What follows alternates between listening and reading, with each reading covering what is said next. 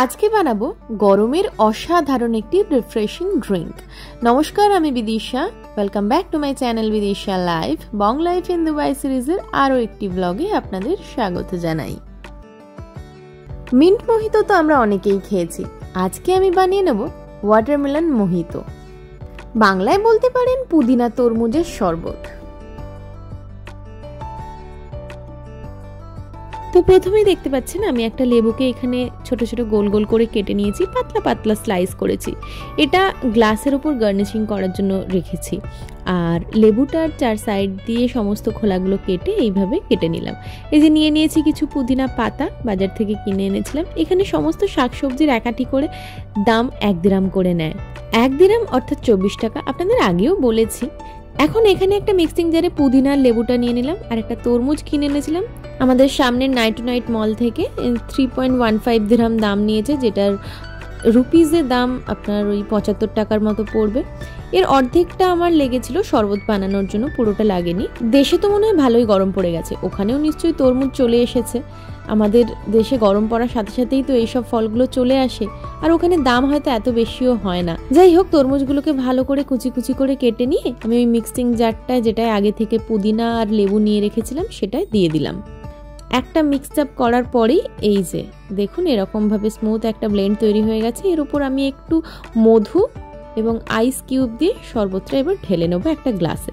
মিষ্টি তরমুজের মিষ্টতা এবং আপনারা যে যতটা খেতে পারবেন সেই মতন দেবেন। আচ্ছা, পুরো গ্লাস ভর্তি করে আমি শরবতটা নেব না, কারণ এটা তো আমরা মোহিতো বানাচ্ছি।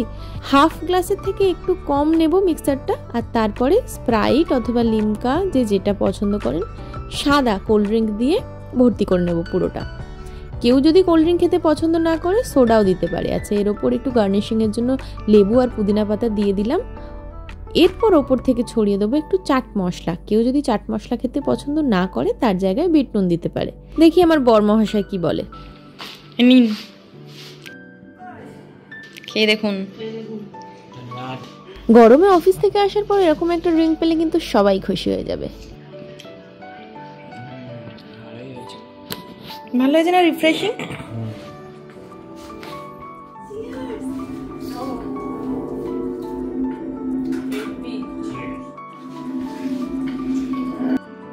পাপার হয়ে আমি খেয়ে নিচ্ছি, ওমের হয়ে আমি খেয়ে নিচ্ছি। আমি খাওয়া মানেই ওমের খাওয়া।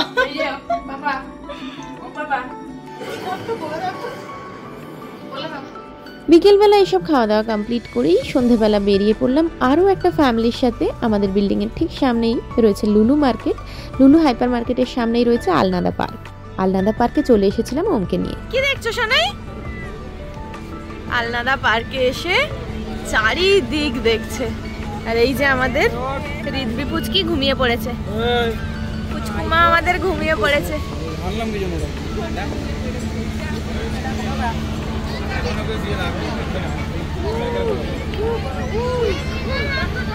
4 মাস হয়ে গেল এখানে আছি। প্রথমবার এলাম এই পার্কটায়। সৌম খুব বকাবকি করতো কেন আমরা এই পার্কটায় আগে ঘুরতে আসিনি। সত্যি সুন্দর। ও বলতো যে আমি অফিসে গেছি তো কি হয়েছে, তোমরা ঘুরতে ঘুরতে চলে আসবে একদিন। আর আশাই হতো না। যাই হোক, এতদিন পর আসা হলো। এরপর এখানে আসাটা লেগেই থাকবে। এই দেখুন, এই ছোট্ট পুচকিটাও এখানে একা একা ঘোরাঘুরি করছে, আর সেখানে আমাকে তো ওমকে নিয়ে আসতেই হবে। বিদেশের পার্ক সুন্দর হয় জানি, কিন্তু এত সুন্দর তাও আবার রাত্রি 9টার সময়। হ্যাঁ, 9টাও নয়, কারণ আমরা বাড়ি থেকে বেরিয়েছি 9টার সময়। এখন প্রায় 9:30 হয়ে যাবে ঘুরতে ঘুরতে, তো আধা ঘন্টা হয়েই গেল। এইখানে দেখুন বাস্কেটবল এরিয়াও রয়েছে।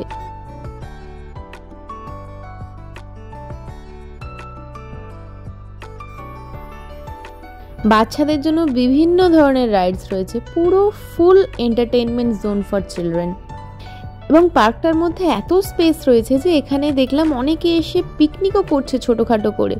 পিকনিক মানে ওই ডিজে চালিয়ে পিকনিক না, একদম সিম্পল সোবার। সবাই ফ্যামিলি মিলে চলে এলো, বাচ্চারা খেলছে এবং তারা খাওয়া দাওয়া করছে।